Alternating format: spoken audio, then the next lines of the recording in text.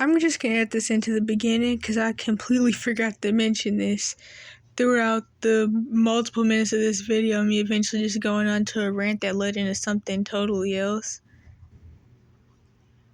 One thing about the spondyl whatever in the world, I do see how that could be a possibility for a couple of reasons.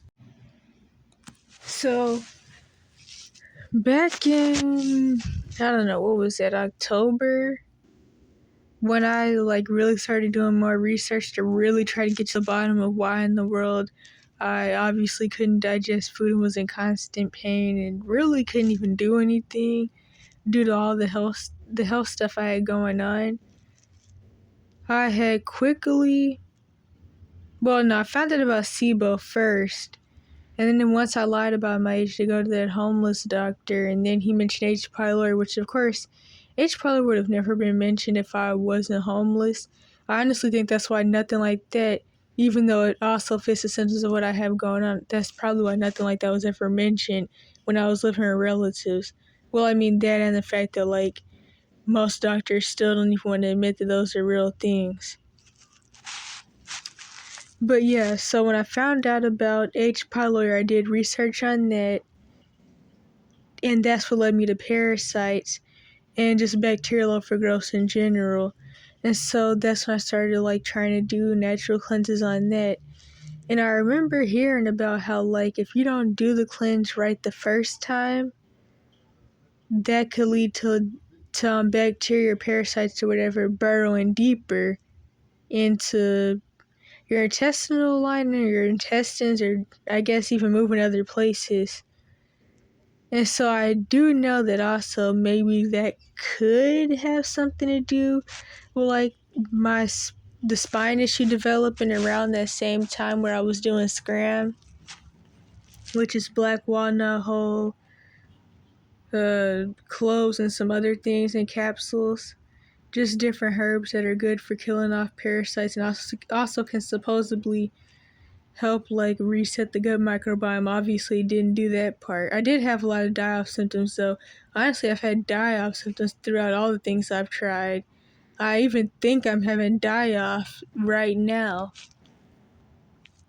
And have been having die-off for the past day or two. So yeah, but back then anyway, I was of course still on a budget. And I don't even think I had figured out, in fact, I couldn't even get any mail sent here because they commonly have to see your ID. And I'm not even supposed to be on the campus under 18 of the shelter. So I still didn't have a place to get mail sent. So the only thing I could get at that point in time was Scram and L-glutamine because I found a place that sold those in person. So I wasn't even able to order the binders and stuff that I needed, not to mention I didn't have the money. I still really don't have the money for the stuff that I'm getting. Or was getting anyway. And you're really supposed to take a binder during that. So I didn't even have a binder for when I started having die-off symptoms either. And I guess that could also make whatever burrow into my back. But make the infection spread in my back. But of course, it seems like muscle imbalance to me, but I don't know. Sounds serious. So this was a post I had made where I was kind of asking how long does it take to see the results from HCl enzymes. I think I also mentioned the oxybol, and I maybe even mentioned that I was planning on eventually starting probiotics. I think I may have mentioned that in this post. I did mention some of the symptoms. I didn't want to go all into detail I had did another post which I removed because I just felt like I was just worrying about the whole situation. Well, not worrying, just thinking too much about it and asking too many questions about it. And I felt like I just needed to trust the process, which I'm gonna do anyway. But yeah, so it's just a lot to type up also, and I didn't want to go back over the whole story. So I mentioned some little things about the intestinal issues and the pain. Also, the new spinal issues. This person said this: "What exams have you already done for this pain? could be IBD with spondyloarthritis, which I did see something about both of those things. Definitely the first one, but I seen a little bit of things about the spondyloarthritis.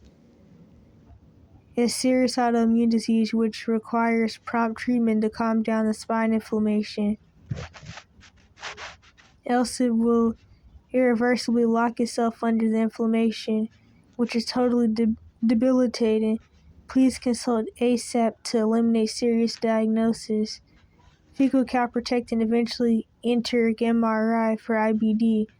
Now, as you may know, I was actually able to figure out how to order my own testing, and I was able to get a fecal calprotectin test, which I honestly kind of regret, but the marker didn't even come back as inflamed. It came back at 65. Now, of course, these tests are very inaccurate. That could be wrong, but I mean, I just took it as a good thing, and that it means that, like, with as much pain as I do have, things haven't gotten as bad as they could get if I just continue to not do anything and keep, like, running to doctors begging for testing and stuff like people want me to do.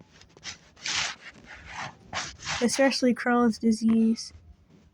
And that is something that was mentioned to me before. Honestly, my symptoms definitely do go hand in hand with Crohn's disease, but I mean, I have no way of getting tested for that.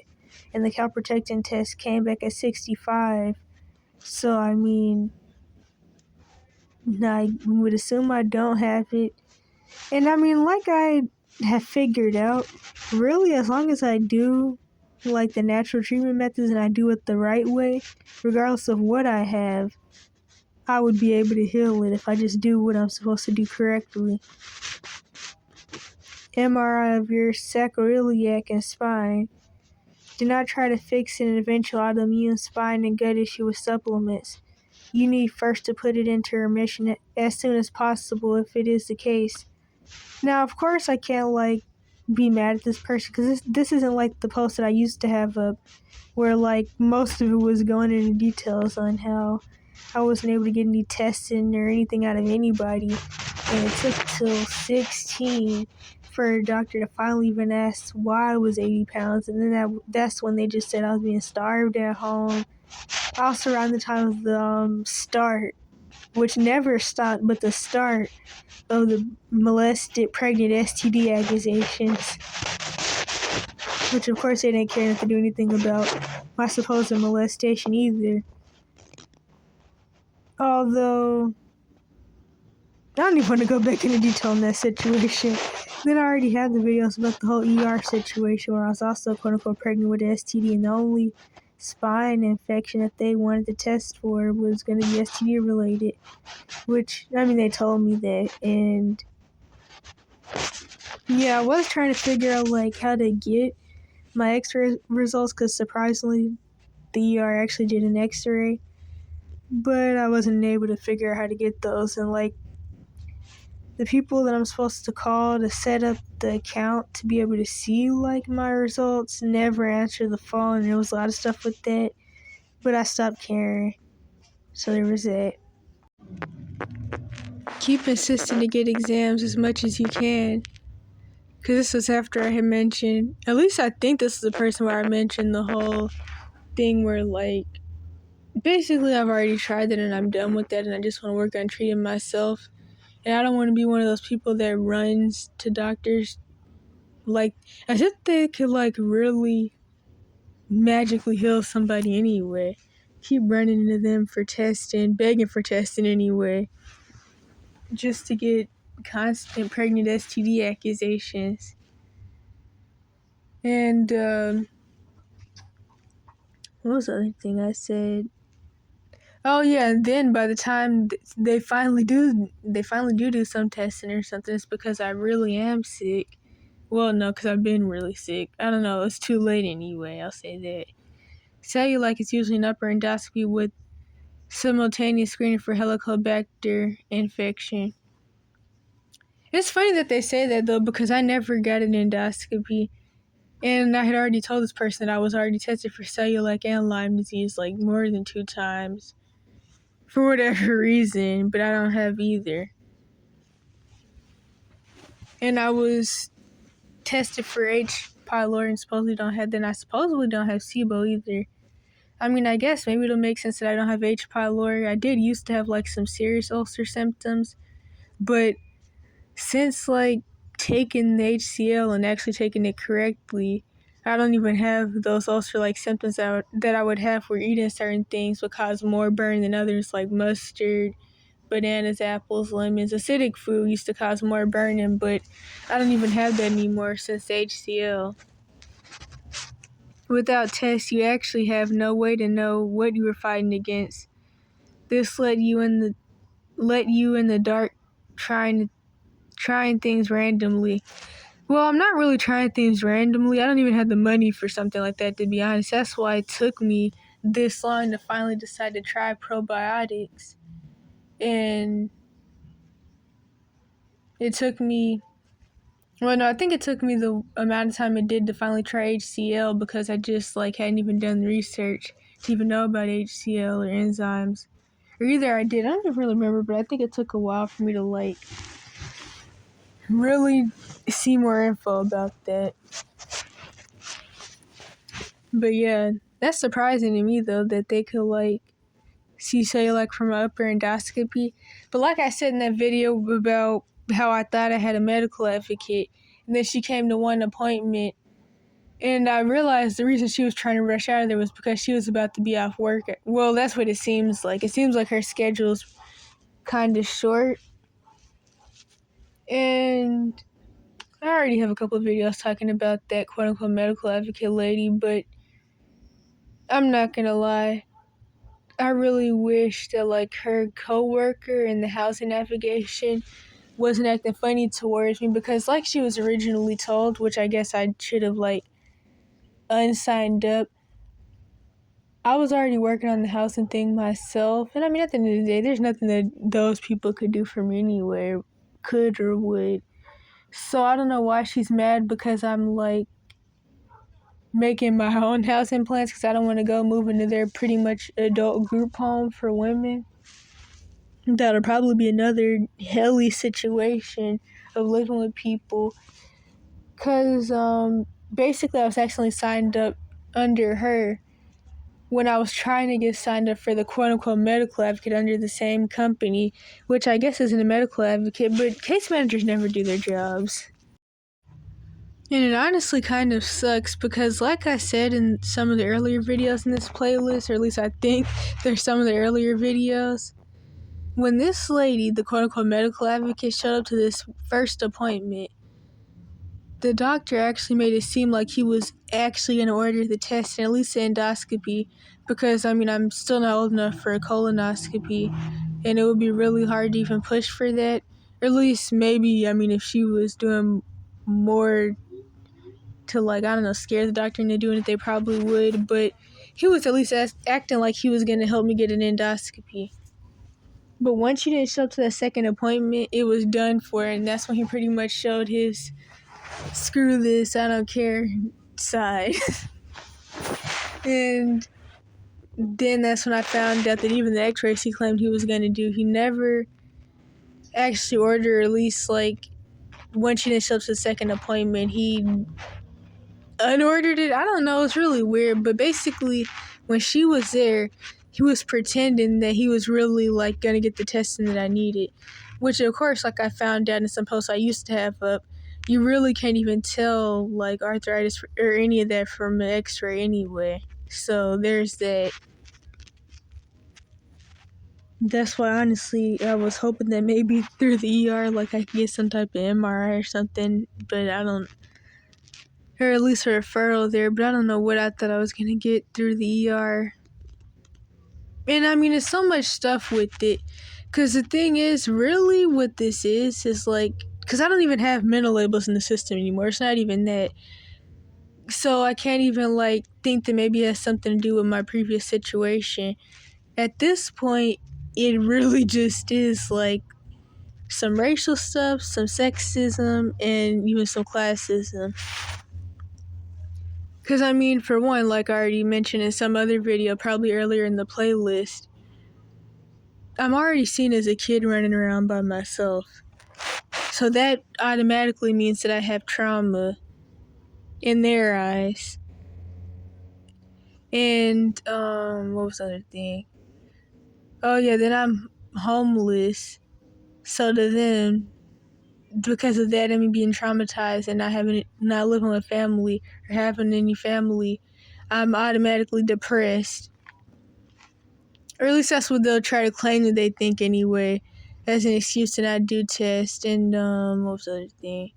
Then because of sexism and also the racial stuff, but especially sexism, I guess I'm always going to be pregnant with STD. I've been pregnant with STD for like 5, how long has it been? I don't even know. But I just refuse to really just keep going to people just to get insulted and accused of being a hoe pretty much. Because that's what I'm getting out of it.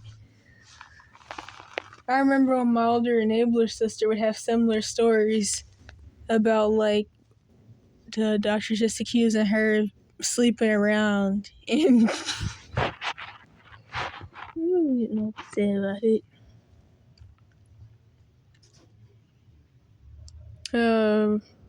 I don't even remember where I was at, but I'm probably just gonna keep ranting for a little while.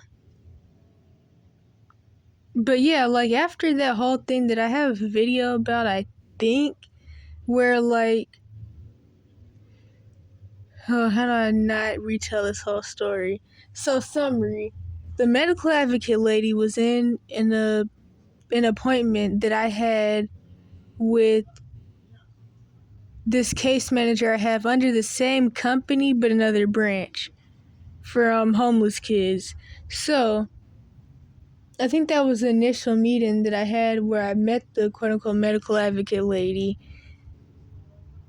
And the fact that I was gonna like try to go to trauma therapy was brought up by my case manager I already had, but I didn't really want that to be brought up in front of the medical advocate lady because I didn't want that to lead to like maybe her possibly doing some medical gaslighting if she's that type of person. And so later on down the line from then, because that was a few months ago, till not too recently, but somewhat recent, the medical advocate lady, quote unquote, had brought the whole situation back up. Because obviously she like peeped the whole situation, even though like I had showed that I didn't want the whole therapy thing to be mentioned. And of course, since it was mentioned anyway, because the other case manager supposedly forgot or something, I don't even remember what she said. Wait a minute. Yeah, so because of that, the medical advocate lady remembered, obviously, and it was brought back up revolving around the opening at their women's quote-unquote shared housing, which is really just a mental health group home. So, like, shared housing for women with a mental health condition. And I was like, okay, for one, I shouldn't have even mentioned the Munchausen to any of these people anyway. I think I kind of ended up like mentioning it on, I don't know, I think I got kind of dumpy on the appointment, at the initial appointment for the doctor. Not in front of the doctor though, but I shouldn't have did that. I think it had something to do with something she asked me, but I shouldn't have. And I hate when I do it because it's always going to lead to something bad regardless of what it is, but especially when you go through like that type of Munchausen labeling cash for kids system abuse, it's always going to be thrown back up in your face and used to discredit you or just used against you in some way. Really, any type of trauma can. But yeah, so she brought it back up. She being the medical advocate lady. And she was like, well, since you wanted to like try to go to therapy, maybe you could get into this mental health house. And first of all, okay, wait a minute. I was like, first of all, I don't even have a diagnosis. And so then she had lied to me, even though I didn't even want to move into this place anyway, but then she lied to me. Well, initially I was lied to and told that it was free and that you could stay there for a little while for free until you like got some things together. That wasn't true. And when I had the meeting, kind of choked a little, but when I had the meeting with the landlord, which is also under their company, he said it's not free anyway. So that was one lie. I don't know why these case managers do that. I don't know why they tell you that, like, these programs are free, which automatically sounds too good to be true, and then you go talk to the people and they're asking for pay stubs and stuff. I don't know why they always do that. But anywho, yeah. So, second lie, the medical advocate lady told me that I didn't actually have to, like, show proof of a diagnosis. A doctor just had to sign off saying that I had something, but didn't have to say what. And obviously that wasn't true because she said that, but then she, like, started telling about how she was talking to the doctor and trying to get them to dig through medical files, which I kept telling her that I don't even have any medical files here. She was even looking for them herself because apparently she can access my medical records. That's something else I don't like about these case managers. I don't like how, like, they don't tell you what all they have access to. I didn't really think about that till just now, but I don't like how she was, like, looking through my charts when I can barely even get on my charts. I don't even remember my password. So yeah, that's weird too.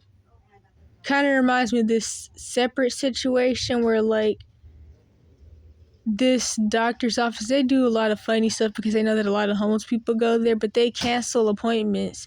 And so they canceled my appointment. I didn't even know, but somehow my case manager at the shelter knew, which is a separate case manager from the other two I mentioned, really the other three I mentioned. Which, of course, barely show up to work, but side story. But back to the point.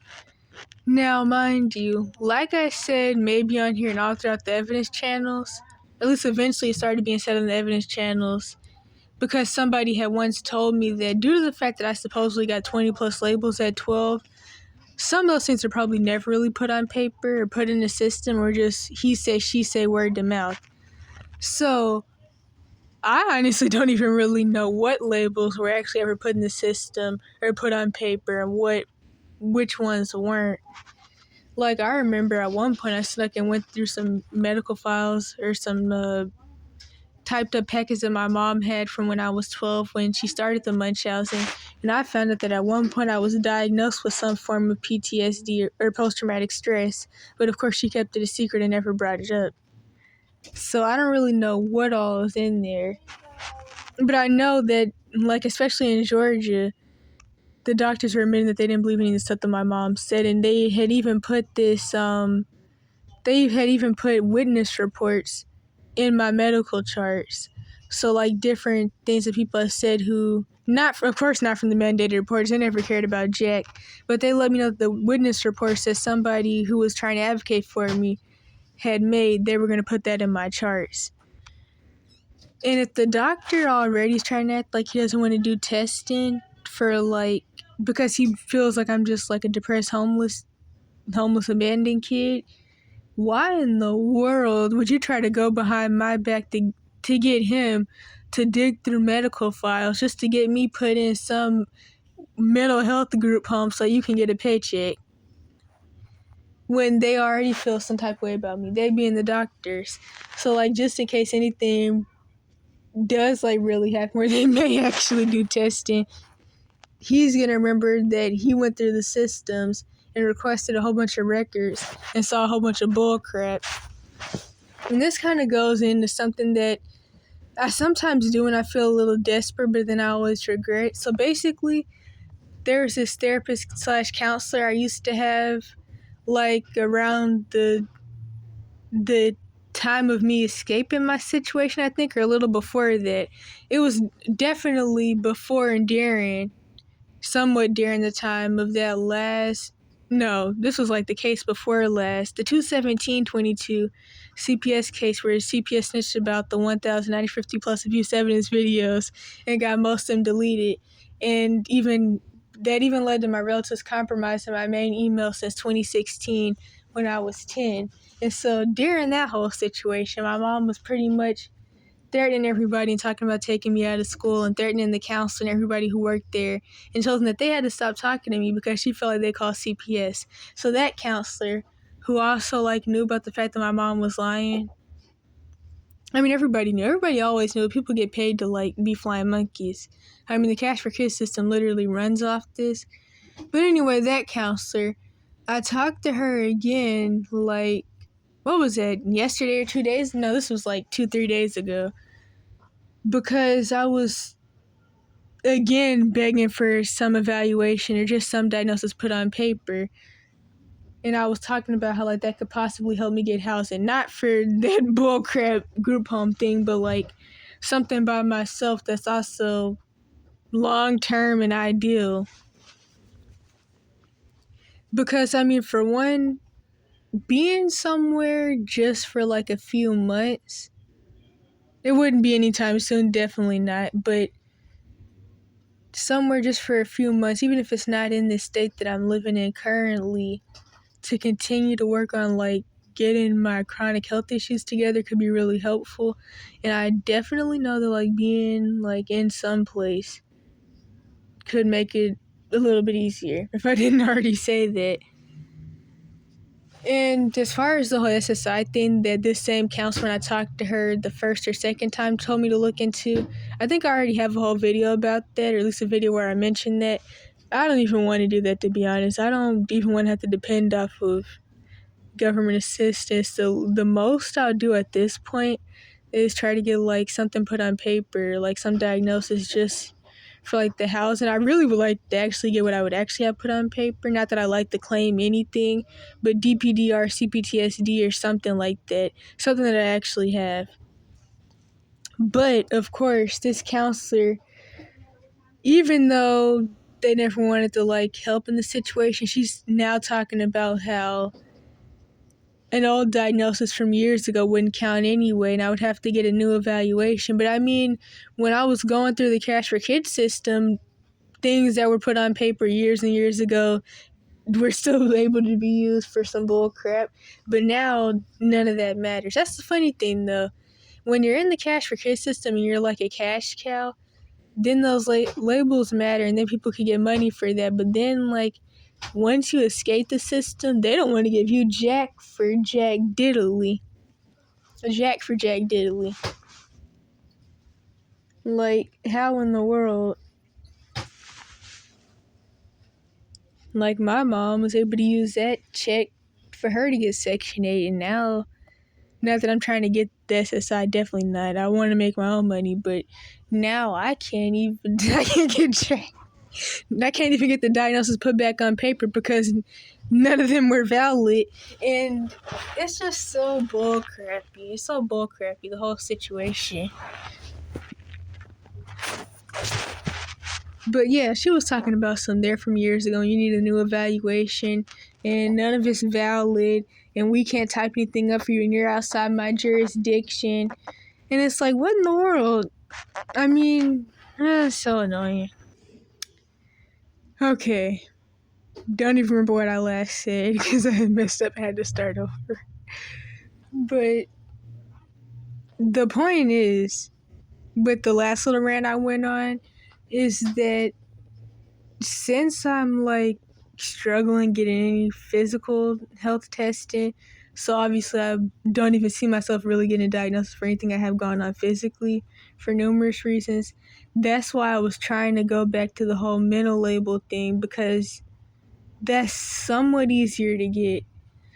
And the reason that I go back to these people being like that old counselor and the people that worked with them, just to try to get them, I don't know, email me or however they have to do it to send, like, whatever diagnosis or evaluation. The reason I keep doing that is because, I mean, I just thought that maybe, like, now that I'm 18 plus, they would do something for me pretty much. Because obviously everybody was acting like they were scared of my mom or my parents in general. Although, of course, it was really just the fact that I was their paycheck when they were being fly monkeys to my parents. It kind of reminds me how at one point when I was in this one facility, after the first time I tried to escape my situation, someone told me that I wasn't going to be able to, like, pocket off of and live off of my mom's lies forever. And yeah, that was some bullcrap though, especially due to the fact that that the girl who said that was, someone who everybody believed to be fake and having DID, autism, and a whole bunch of other things, but I'm not even going to go into that.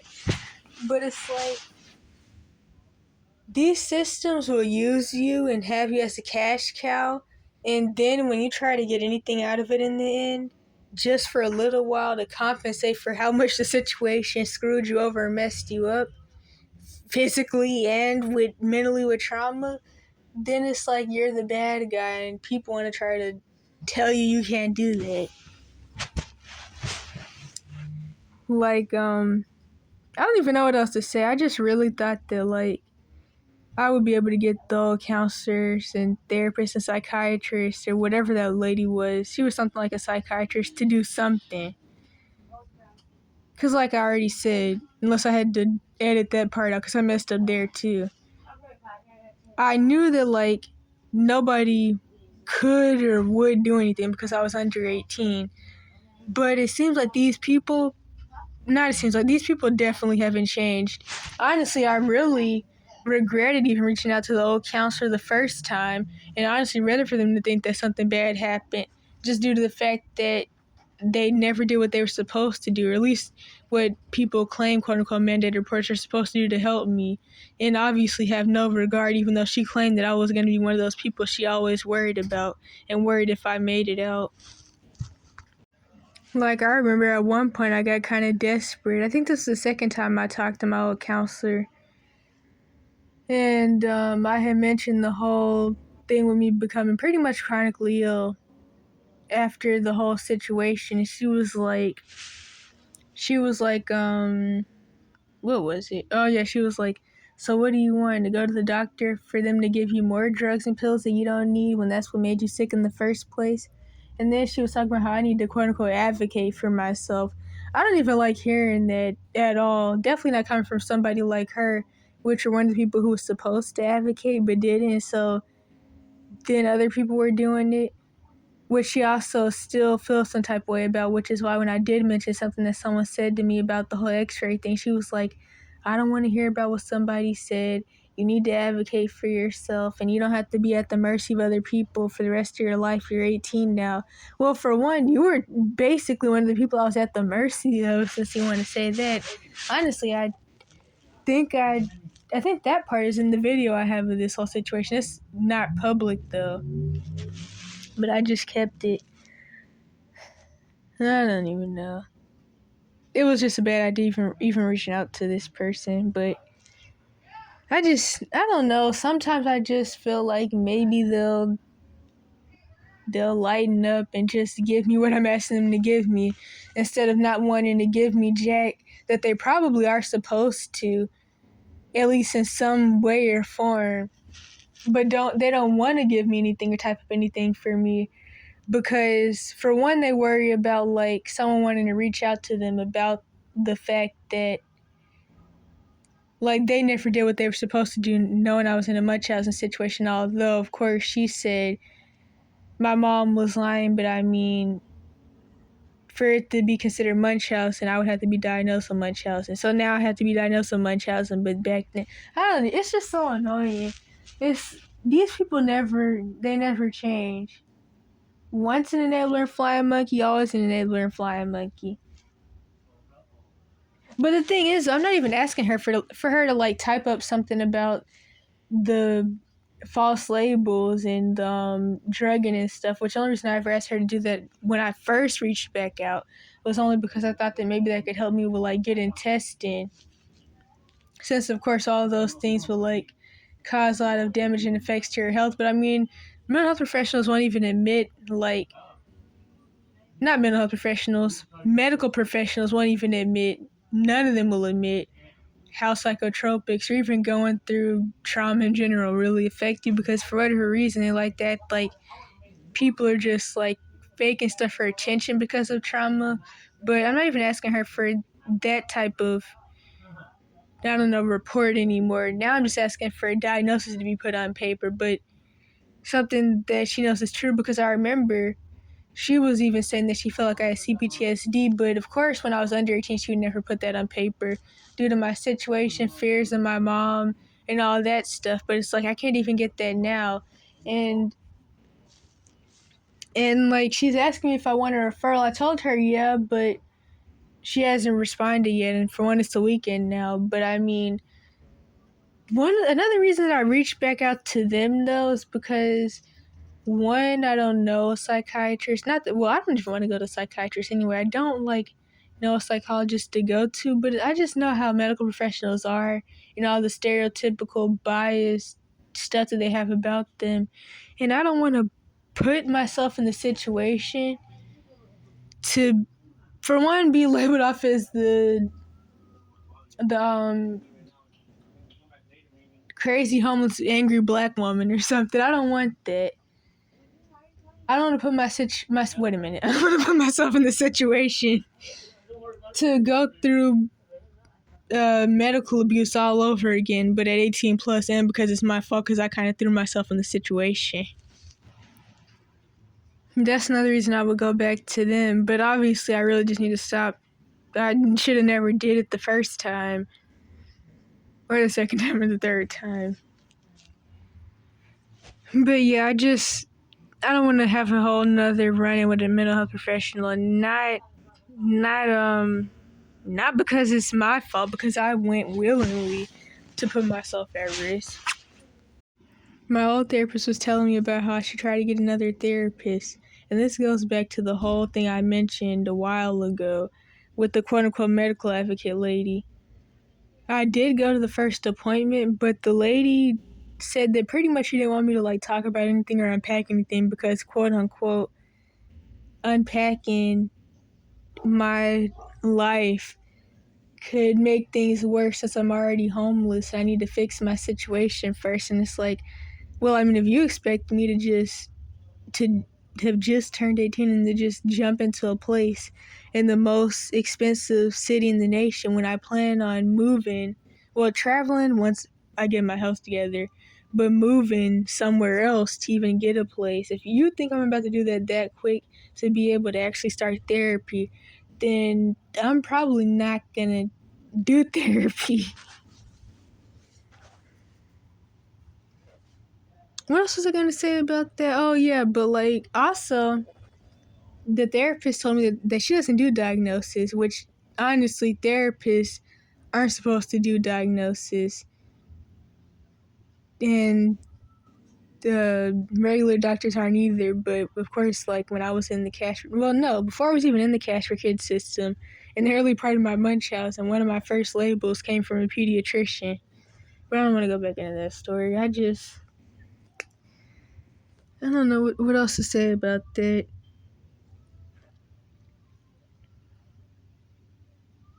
Oh yeah, I do. Last thing is, another reason to go back to them to try to get a diagnosis, them being the old therapist and other people that work with me, quote unquote work with me, is because, I mean, even though these people, of course, wouldn't admit that the system that they work in is what it is, because, I mean, a flying monkey that's working in the Cash for Kids system isn't going to admit that they're a flying monkey working in the Cash for Kids system. What's even worse is the Miss Park story, which I have those videos up in a public playlist, although I probably should remove it because I think it has some old evidence links, but still just watching those videos and seeing how the whole situation went down with that BetterHelp therapist who worked for the school system is very telling of how these fly monkeys are. But anyway, even though of course she would never admit that the system she worked in was what it was and did what it did, she still admitted the things that happened to me happened. And I mean, she had not only seen the videos, but literally talked to my mom. And I remember she told me that before she ever met me, my mom was a red flag to her that sent off her spider senses. And of course, she had witnessed plenty of abuse while on the phone with me because so much stuff would happen all the time. And it's if I try to go to somebody else to talk about all the stuff that would lead up to the CPTSD, which of course I don't want to claim a label because I don't believe that you really get stuck with any issue. I do believe that you actually can get better. But I mean, just in the current situation, it could help. But where was I? So yeah, it's even though I was going through all types of bullcrap since I was a baby, honestly, since in the womb.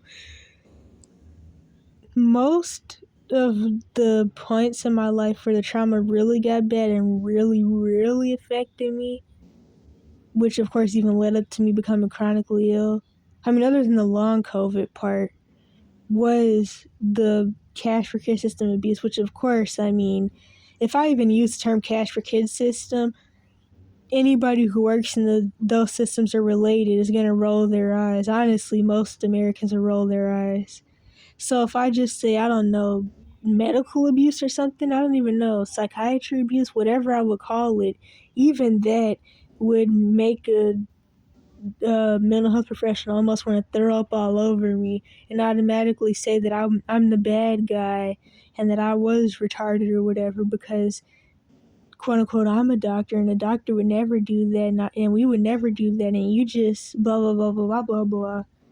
It's like I don't even want to take the risk of even trying to see a mental health professional about how I got messed up because of mental health professionals when I mean literally their whole system revolves around working with abusive people to uh, I don't know, I guess I could say drive their victims into insanity, at least most of the time. But I mean, when you're 18 plus, commonly they try to push you into a victim complex and make you feel like nothing's ever your fault, even in your current adult life where you have control over yourself. But then when you're under 18 and they're working with your abusers and being flying monkeys, then they blame you for everything. But it's just too big of a risk. But I guess I should just keep trying to leave the situation alone and forget about it.